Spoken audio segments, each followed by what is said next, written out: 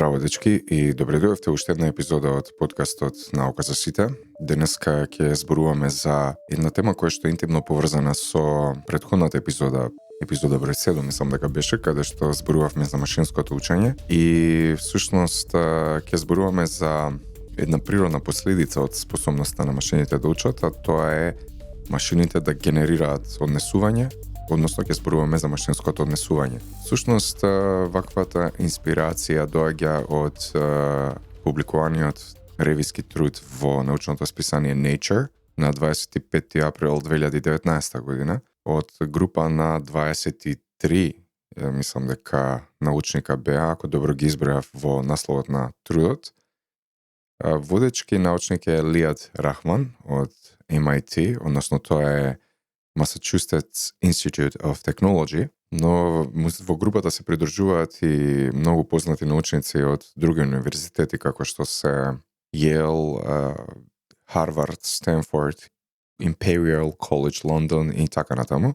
Оваа група на научници го предлагаат машинското однесување во форма на ново научно поле кое што би ги премостило компјутерските науки и останатите когнитивни науки, кои што го проучуваат однесувањето емпиристички, значи кај луѓето и кај животните. Досега нивното гледиште е дека машините се проучуваат од инженерски аспект, од програмерски аспект, но многу малку од емпиристички бихејвиорален аспект, односно како тие машини функционираат во природата и општеството, затоа што традиционално досега,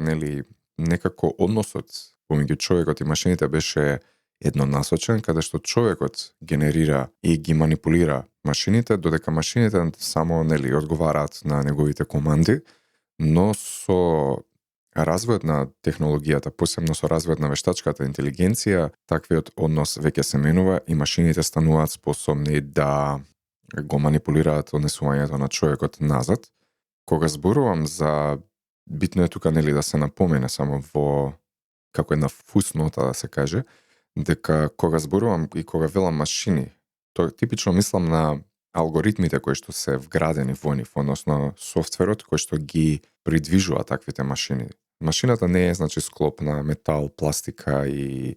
сите тие компоненти физички кои што ја градат, туку најодговорниот дел за машинското однесување е токму алгоритмот кој што е вграден во машината.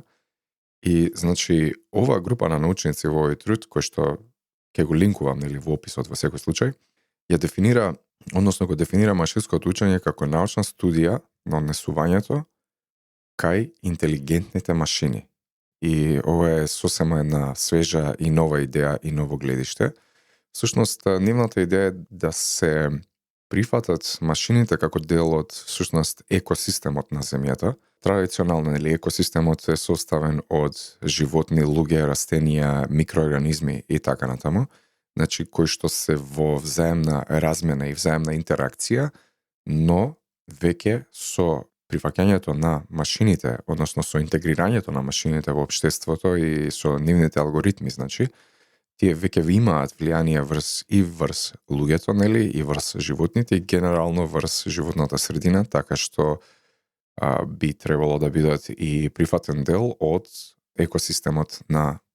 живиот свет. Тие наведуваат 3 мотивации, односно 3 причини зашто алгоритмите и машините сметаат дека треба да бидат разгледани од една поинаква гледна точка, односно од засебна дисциплина на машинско однесување,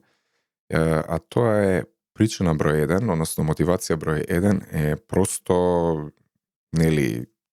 сеопфатноста, сеприсутноста и севкупноста на алгоритмите во денешното модерно живење. Например,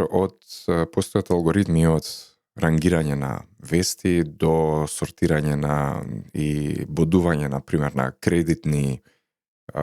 како се вели во банкарски жаргон, на кредитни способности, до одредување на цени, до интеграција во автономни возила, типичен пример е Тесла, па дури во интеграција на некои си од оние што се дейтинг сајтови, каде што алгоритми всушност одредуваат кои двајца се совпаѓаат во нивните интереси. и на тој начин прават оно што се вика matchmaking. Така што многу е битно да се препознае тој факт дека всушност во најголем дел индиректно, значи машините одредуваат кои двајца на пример би завршиле како двојка, и тоа е многу интересно манипулирање од нивна страна во целиот овој феномен. Втората причина која што ја земаат како релевантна за одвојување на машинското однесување како посебно поле нели во компјутерските и когнитивните науки е комплексноста и транспарентноста на алгоритмите. Под комплексност, јасен е зборот, нели, комплексност подразбира дека секојдневните модерните алгоритми, нели, се повеќе и повеќе стануваат посложени, пософистицирани, покомплицирани. Колку повеќе еден алгоритам е покомплексен и пософистициран, толку е поспособен да генерира одредено однесување, односно да генерира и покомплексно однесување. Во однос на транспарентноста на алгоритмите, засега многу од нив поради X причини, значи поради нивната комплексност и поради тоа што голем дел од нив се патентирани, например, се уште се еден вид на црни кутии под наводници. Црна кутија како концепт во когнитивните науки е концепт кој што кажува дека всушност директното процесирање на информациите кои што влегуваат во машините или во организмите кои што се способни да процесираат информација не е видливо за оној што ги наблюдува, односно се уште не знаеме како одреден софтвер или како одреден алгоритам создава одреден аутпут. Значи имаме информација која што доаѓа преку инпут во црната кутија, така наречена. Гледаме дека тоа создава некаков аутпут, односно некакво однесување, но суштински не знаеме каква конверзија, односно какво процесирање се врши внатре во така наречената црна кутија. И од тој аспект потребно е да се погледнат машините од емпириска гледна точка, односно кога имаат одреден инпут, даваат одреден аутпут и каков е ефектот врз тој аутпут, иако се уште не ги разбираме во суштина како тоа го прават во однос на црната кутија. Знаме дека многу, например, субстрати на алгоритмите и на комплексното однесување на машините се, например, невронски мрежи, кои што имаат своја динамика внатре во себе. Генерално го знаеме, генералниот дизајн, но како тие доаѓаат до создавање на одреден аутпут и на одредено однесување е се уште тема на истражување и се уште не е најдобро разбран тој процес. Третата причина која што ги мотивира овие научници да го предложат машинското однесување како ново поле е директното инволвирање на алгоритмите во животот на луѓето, од типот на вештачка интелигенција веќе се користи во едукацијата например, или помошта на кај децата, например, или кај се користи за асистенција на постари луѓе и така натаму. И идејата тука е дека се што може да помогне, во суштина може и да одмогне. Значи, ако имаме беневолентна вештачка интелигенција, тогаш тоа е добро, нели? Таа се грижи за нас и се труди да го подобри животот на луѓето, но може да има и нефарична вештачка интелигенција која што всушност може и да наштети на животот на луѓето. И сега, кои типови на прашања би биле поставувани во ова ново поле на машинско однесување и која би била целта на ваквата една студија? Инспирацијата оваа група од 23 научници, ако добро ги избрав, уште еднаш ќе кажам, во насловот на трудот, ја црпи од Николас Тиндерберг, Карл фон Фрик и Конрад Лоренц. Тоа се познати етолози, значи во полето на етологија. Етологија е поле кое што го проучува однесувањето на животните во природата, значи не во некои лабораториски, така наречени вештачки услови,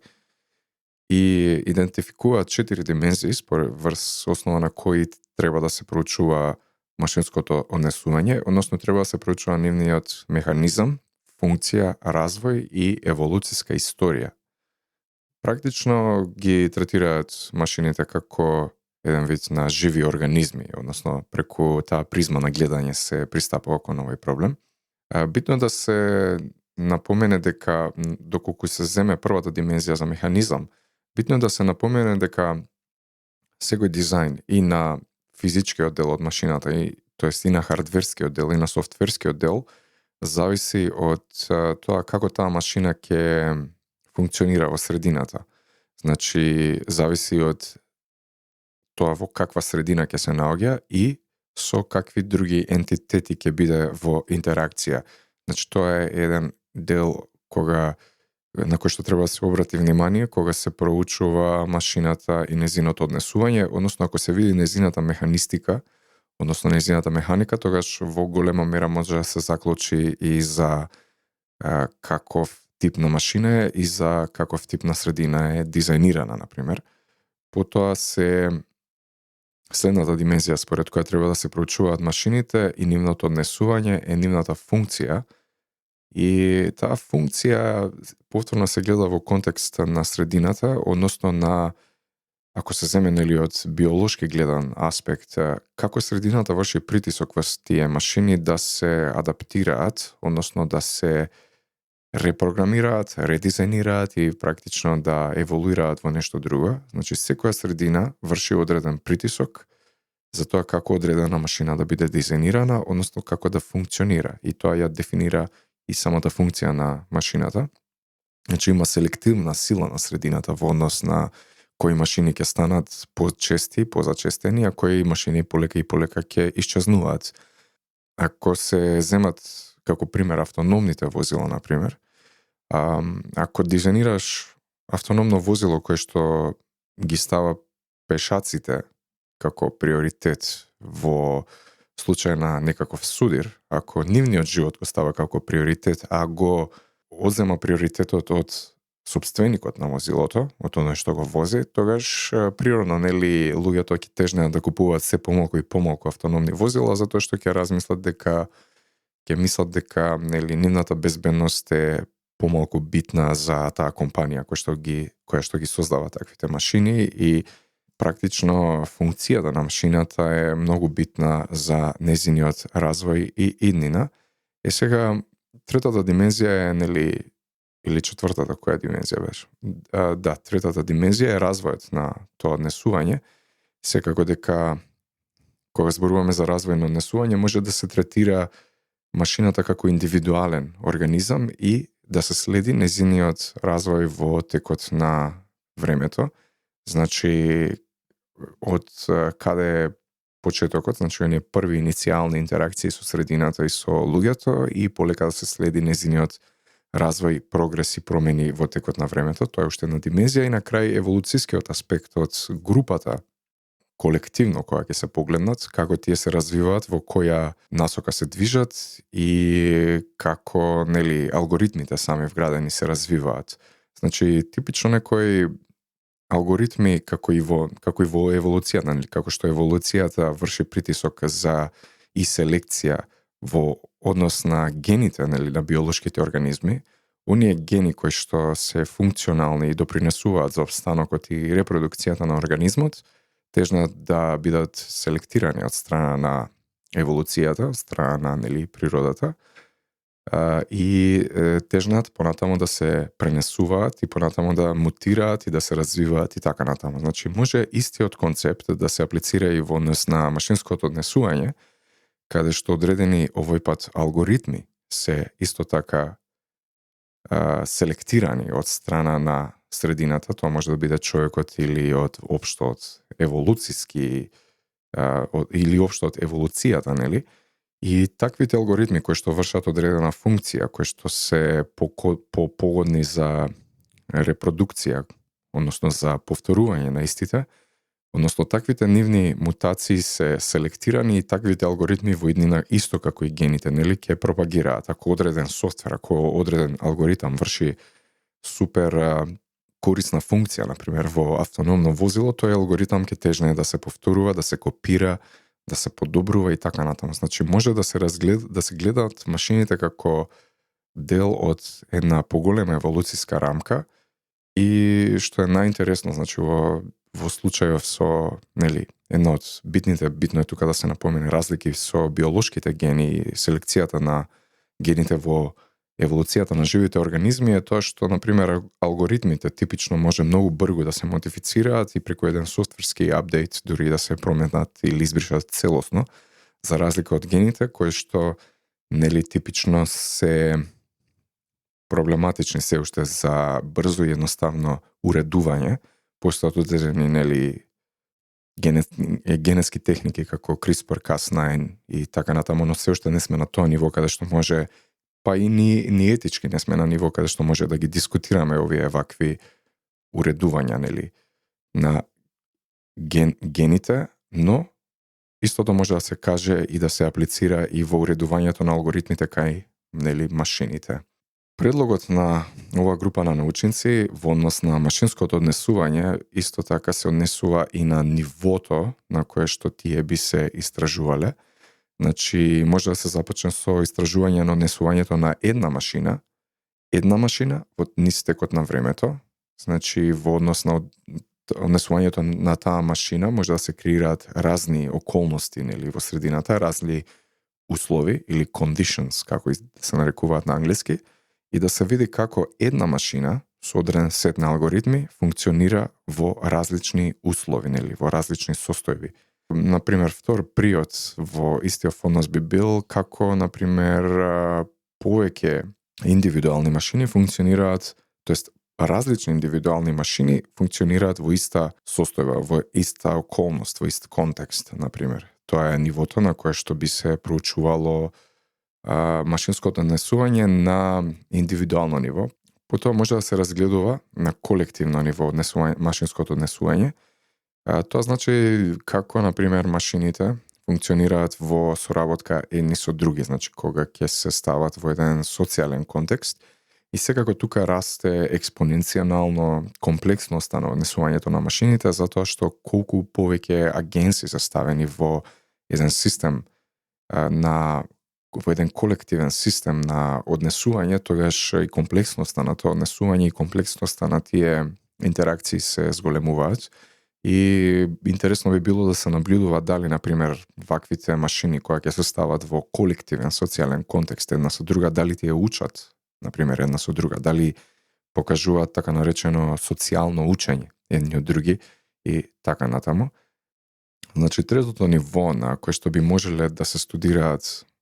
машините, односно нивното однесување, би било во можеби најкомплексниот систем на едно хибридно човечко-машинско однесување, на една хибридна човечко-машинска интеракција. Тоа е веќе највисокото ниво на кое што може да се студираат, кога веќе нели група на машини, без разлика дали тоа пристапуваат од позиција на индивидуална машина или од позиција на група, како тие соработуваат со индивидуални луѓе, животни или групи на луѓе и групи на животни. Значи, тоа додава уште еден слој на комплексност во целиот овој процес и тоа би била исто така една релевантна тема која што би се проучувала во полето на машинското однесување. Крајниот слој на машинското однесување може да се однесува на човеко-машинското сооднесување, односно нивната соработка. Знаеме дека најчест приод кога се комбинира човек со машина е во функција на тоа машината, односно алгоритмот или вештачката интелигенција да му помогне на човекот да извршува некоја одредена задача многу по-брзо, поедноставно, по-практично и така натаму. Типично постојат нели например во некои хируршки зафати кои се одвиваат со помош на роботи, например, со каде што има многу ситни процедури кои што би требале да се извршат, например, да се сушие некој капилар или не знам, не се разбирам до тој степен во проблематиката, но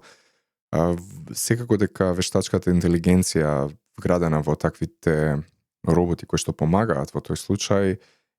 работи заедно со луѓето, значи и има еден вид на сооднесување, значи каде што се комбинира однесувањето на човекот и однесувањето на машината. Како и да е, значи на крајот авторите во студијава предупредуваат на еден феномен, односно луѓето обично тежнеат да антропоморфизираат или да зооморфизираат неживи објекти, тоа значи да им придаваат човечки или животински особини на истите. И авторите на оваа ревиска студија токму тоа го предупредуваат за таквата тенденција, затоа што може да ова поле на машинско однесување, значи може да создаде илузија дека машините се еден вид на живи организми со, своја волја или своја динамика на однесување, но мора да бидеме внимателни кога ги проучуваме на ова ниво. И секако ваквото проучување подразбира голема крос-дисциплинарна соработка на луѓе од, да речеме, од компјутерски науки, програмери, компјутерски инженери и така натаму, и луѓе кои што типично се занимаваат со проучување на однесувањето кај живите организми, како психолози, невронаучници и така натаму. И мислам дека ова е многу интересен правец на развој на науката во иднина, посебно зборувам за когнитивната наука, нели? Но секако мора на крајот да се запасат и етичките стандарди во целиот тој процес, како се развива науката во однос на машинското однесување, и би требало да бидеме многу внимателни во развојот на вештачката интелигенција, затоа што практично секоја технологија која што може да биде корисна, која што е корисна, во исто време може и да нанесе огромна штета. Така, дечки, фала ви за вниманието. Се извинувам малку ако ви звучаше монотонно, малку сум настинат и зборувам на нос, но се надевам дека ви дадов една интересна идеја и интересни и корисни информации во однос на модерната најсовремена технологија или предлогот да се студираат машините како ентитети кои што се однесуваат и имаат интеракција во екосистемот, односно се релевантен дел и фактор во екосистемот на луѓето, животните и растенијата. Се слушаме во наредна прилика и поздрав!